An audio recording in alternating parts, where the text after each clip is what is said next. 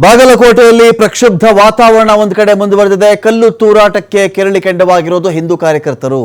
ನಿಷೇಧಾಜ್ಞೆ ಒಂದು ಕಡೆ ಜಾರಿಯಲ್ಲಿದ್ದರೂ ಕೂಡ ಕಾರ್ಯಕರ್ತರು ಇದಕ್ಕೆ ಕೇರ್ ಮಾಡ್ತಾನೆ ಇಲ್ಲ. ಕೊತ್ಲಪ್ಪ ದೇವಸ್ಥಾನದ ಮುಂದೆ ಬ್ಯಾರಿಕೇಡ್ ಹಾಕೊಂಡಿದ್ದಾರೆ ಪೊಲೀಸರು. ಬ್ಯಾರಿಕೇಡ್ ತೆರವು ಮಾಡುವಂತೆ ಹಿಂದೂ ಕಾರ್ಯಕರ್ತರ ಪಟ್ಟಿ ಹಿಡಿತಾ ಇದ್ದಾರೆ. ಇಲ್ಲಿಂದ ನೀವು ಆಚೆ ಹೋಗಬಾರ್ದು, ಅಕಸ್ಮಾತ್ ಆಚೆ ಹೋದರೆ ಅಲ್ಲಿ ಪರಿಸ್ಥಿತಿ ಬಿಗಡಾಯಿಸಿದ್ರೆ, ಸಂಘರ್ಷಗಳಾದರೆ, ಗಲಾಟೆ ಆದರೆ, ಮತ್ತೆ ಕಲ್ಲು ತೂರಾಟ ಆದರೆ, ದೊಣ್ಣೆ ಈ ಥರದ್ದು ಹೊಡೆಯೋದು ಅಥವಾ ಯಾರನ್ನೋ ಸಾಯಿಸೋದು ಇಂಥ ಕೆಲಸಗಳಾದರೆ ಯಾರು ಹೊಣೆ? ಸಂಘರ್ಷಕ್ಕೆ ಇಳಿಬೇಡಿ ಅಂತ ಒಂದು ಬ್ಯಾರಿಕೇಡ್ ಹಾಕಿ ಪೊಲೀಸರು ತಿಳಿ ಹೇಳ್ತಾ ಇದ್ದಾರೆ.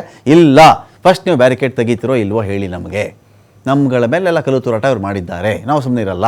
ಈ ಥರದೊಂದು ಅಲ್ಲಿ ವಾದ ಪ್ರತಿವಾದ ಒಂದು ಕಡೆ ಆಗ್ತಾ ಇದೆ. ಬಾಗಲಕೋಟೆಯಲ್ಲಿರ್ತಕ್ಕಂಥ ಕಿಲ್ಲಾಗಲ್ಲಿ ಕೊತ್ಲಪ್ಪ ದೇವಸ್ಥಾನ ಈ ಭಾಗದಲ್ಲಿ ಆಗ್ತಿರೋದು. ಕಿಲ್ಲಾಗಲ್ಲಿಯಲ್ಲಂತೂ ಬೂದಿ ಮುಚ್ಚಿದ ಕೆಂಡದಂತೆ ವಾತಾವರಣ ಇದೆ. ಪೊಲೀಸರ ಮನವೊಲಿಕೆಗೂ ಕೂಡ ಜಗ್ತಾ ಇಲ್ಲ ಹಿಂದೂ ಕಾರ್ಯಕರ್ತರು.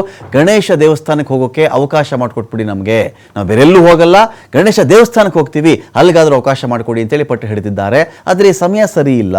ಅಕಸ್ಮಾತ್ ನೀವು ಅಲ್ಲಿಗೆ ಹೋಗೋದು, ಅಲ್ಲಿಂದ ಬೇರೆ ಕಡೆ ಹೋಗ್ತಿರೋ ಅಥವಾ ಬೇರೆ ಅಲ್ಲಿ ಬಂದು ಕಾಯ್ತಾ ಇದ್ದಾರೋ ಗೊತ್ತಿಲ್ವಲ್ಲ.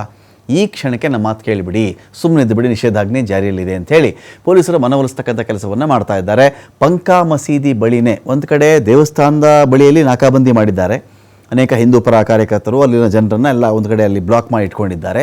ಒಂದು ಕಡೆ ಪಂಕಾ ಮಸೀದಿ ಬಳಿಯಲ್ಲೂ ಕೂಡ ಉತ್ತರ ವಲಯದ IGP ಬೇಡಿ ಬಿಟ್ಟುಬಿಟ್ಟಿದ್ದಾರೆ. ಅಲ್ಲಿಂದ ಕೂಡ ಜನಗಳನ್ನು ಆಚೆ ಕಳಿಸಬಾರ್ದು, ಇಲ್ಲಿ ಆ ಕಡೆಯಿಂದ ಅವ್ರು ಬರೋದು, ಈ ಕಡೆಯಿಂದ ಇವ್ರು ಹೋಗೋದಾಗಿ ಮಧ್ಯದಲ್ಲೆಲ್ಲೋ ಕ್ಲಾಶ್ ಆದರೆ ಯಾರು ಹೊಣೆ ಅಂತ ಉತ್ತರ ವಲಯದ IGP Chetan Singh Rathod full alert ಆಗಿದ್ದಾರೆ. ಅಹಿತಕರ ಘಟನೆ ನಡೀಬಾರ್ದು ಅಂಥೇಳಿ ಪೊಲೀಸರು ಒಂದು ಕಡೆ ಸಿಟಿ ರೌಂಡ್ಸ್ ಹೊಡಿತಾ ಇದ್ದಾರೆ. ಬೈಕ್ ಮೂಲಕನೇ ರೌಂಡ್ಸ್ ಆಗ್ತಿರೋದು ಪೊಲೀಸರು.